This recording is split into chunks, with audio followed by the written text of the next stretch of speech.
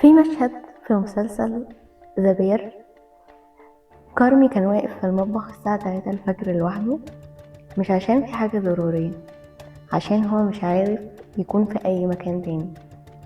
انت لما شفت المشهد ده حسيت بإيه؟ حسيت انه مجنون ولا حسيت انك فاهم؟ مسلسل ذا بير مش بيتكلم بس عن المطبخ. اللي مش عارف، مسلسل ذا بير ده مسلسل بيتكلم عن الطبخ والاكل وجوه المطبخ وكده. بس من الحلقة الأولى، من الدقيقة الأولى، المسلسل بيقولك حاجة تانية. ازاي إنسان موهوب جدا وناجح جدا بيعرف يعمل كل حاجة وأجمل حاجة في الدنيا، ومع ذلك حياته مش كويسة. كارمي كان أحسن شيف في العالم، اشتغل في أحسن المطاعم، وبعدين قرر إن هو يرجع لشيكاغو مش منتصر، ولكن جاي عشان يلملم نفسه. المسلسل هنا مش عن النجاح، ولكن عن الثمن اللي بندفعه من غير ما نحس. خلينا نتكلم اكتر عن البيرن اوت. مصطلح يمكن سمعناه في الفترة الأخيرة. كلنا بقينا ماشيين انا عندي بيرن اوت، انا على اتفه، على سوري مش اتفه، ابسط حاجة بنقول ان احنا عندنا بيرن اوت.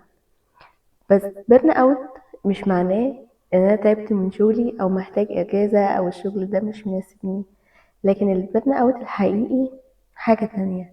هو الضغط المستمر، انك تكون شغال وانك دايما productive، ولكن ما بتبقاش عارف انت مين من غير الشغل.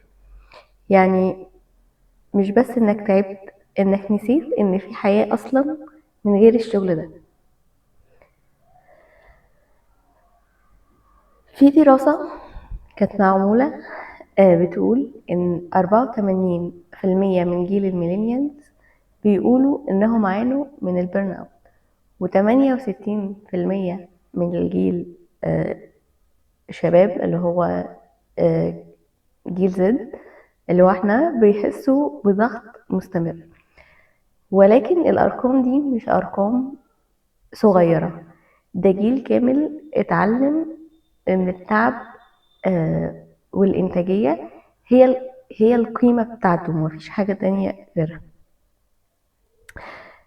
لو رجعنا للمسلسل، كارمي اتربى في مطبخ، سواء في شغله او في بيته، لان في اللي اتفرج على المسلسل السيزون 2 كان فيه حلقة كاملة كان فيها بيوري لك كارمي والبيت بتاعه كان عامل ازاي. يعني اللي شاف المسلسل كان يعني هذه الحلقة من احلى الحلقات في سيزون 2، لان هي بتوري لك ازاي البيت طلع انسان حاسس ان طول الوقت الشغل هو القيمة بتاعته. حتى لما راح اشتغل في احسن مطعم وكان افضل شيف، فضل صوت مديره القديم اللي دايما بيقوله انك فاشل، فضل الصوت اللي في دماغه. يعني اي مشهد كارمي نجح فيه بعد كده هنلاقي دايما بيبقى فيه فلاش باك للصوت بتاع المدير القديم بتاعه وهو بيقوله انك فاشل. وكان الصوت ده هو تجسيد لكل شك هو كان حاسس بيه لنفسه، حتى بعد ما نجح وبعد ما وصل. يعني حتى النجاح مفادوش، الصوت اللي جواه فضل يقوله مش كفاية. احنا بقى لو جينا بصينا هنلاقي ان معظم الناس دلوقتي بقت هو ده الصوت اللي في دماغها، especially مع السوشيال ميديا، وان احنا طول الوقت بقينا بنسكرول وشايفين حياة بعض طول الوقت. فاحنا طول الوقت الصوت ده اتحول، اللي كان في دماغ كارمي هو صوت السوشيال ميديا حاليا. ان كل يوم الناس دايما في صوت بيقولك ان الناس بتعمل اكتر منك، انت مش برودكتيف، مش كفاية، شوف فلان نجح وهو اصغر منك. يمكن الصوت مش صوت في دماغنا، ولكن النتيجة هي واحدة.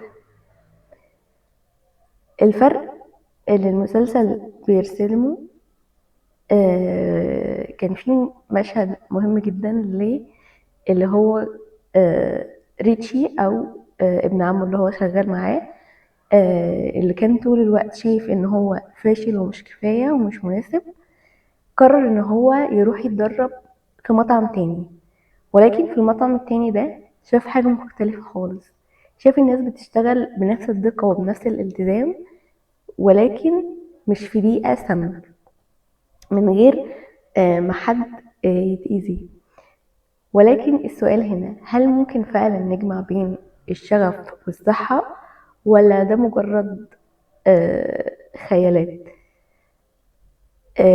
والإجابة هي إن ده ممكن يحصل، بس مش هيحصل لوحده كده ولا من يوم وليلة. لأ، ده محتاج إن احنا نكون واعيين وناخد فعلا قرار واعي. في نهاية الموسم التاني بنشوف ريتشي بقى إنسان مختلف، مش عشان شغله اتغير، ولكن عشان علاقته هو بالشغل اتغيرت. مش هقول لكم ان احنا يعني ناخد اجازة او الشغل مش مهم، عشان طبعا الشغل مهم للناس، ولكن لما بنشتغل بجد وبنتعب وبنكمل، هل بنعمل ده علشان احنا بنحبه فعلا والحاجة دي عايزينها فعلا، ولا احنا مش عارفين نشوف نفسنا في حاجة تانية غير الشغل؟ الفرق بين الاتنين مش في ساعات الشغل. الفرق هل فعلا احنا قادرين نعمل الورك لايف بالانس اللي كل الناس بتتكلم عليه دلوقتي، ولا احنا فعلا بقينا شايفين قيمتنا في الشغل بس، ومفيش حاجة تانية بتحدد القيمة دي؟ انا عارفة ان احنا بقى علينا ضغط يمكن من السوشيال ميديا، ان احنا طول الوقت شايفين كل الناس بتعمل انجازات خطيرة، وكل الناس حققت وكده، واحنا طول الوقت شايفين ان احنا زي ما قلنا مش كفاية، مش برودكتيف، مش عارفة ايه. ولكن ده احساس بحس ان هو عام جدا، يعني كل الناس دلوقتي بقت تسكرول على السوشيال ميديا وشايفة او حاسة بنفس الاحساس. ولكن هل فعلا آه يعني معظم الحاجات دي بتبقى جزء من حياة ناس تانية، يعني مش كل الحقيقة. ولكن السؤال هنا، هل فعلا انتوا بتحسوا ان لما انتوا تشتغلوا كده وبتخلصوا شغلكم، هل في حياة تانية، يعني السوشيال اللي بنقول عليها السوشيال لايف موجودة، او الحياة الاجتماعية عندكم موجودة، ولا انتوا دايما بتحسوا ان قيمتكم بتيجي من ان انتوا طول الوقت تقعدوا تشتغلوا؟ كارمي في آخر الموسم التاني كان بيحاول يجاوب على السؤال ده، ولكن السؤال فعلا صعب، وده بيقول ان السؤال مش سهل، بس ان احنا نسأل هي دي الحاجة المهمة. انا مش عايز اطول في الحلقة دي خالص، وهي تبقى حلقة قصيرة، وعايزة اقول لكم ما تنسوش تشوفوا الحلقات اللي فاتت، وتعملوا لايك وشير وسبسكرايب. مش فاهمة والله العظيم، اعملوا لايك وشير وسبسكرايب عشان تشوفوا الحلقات الجاية. ده بودكاست صحبة، وانا علاء ايمن، هشوفكم الحلقه الجايه.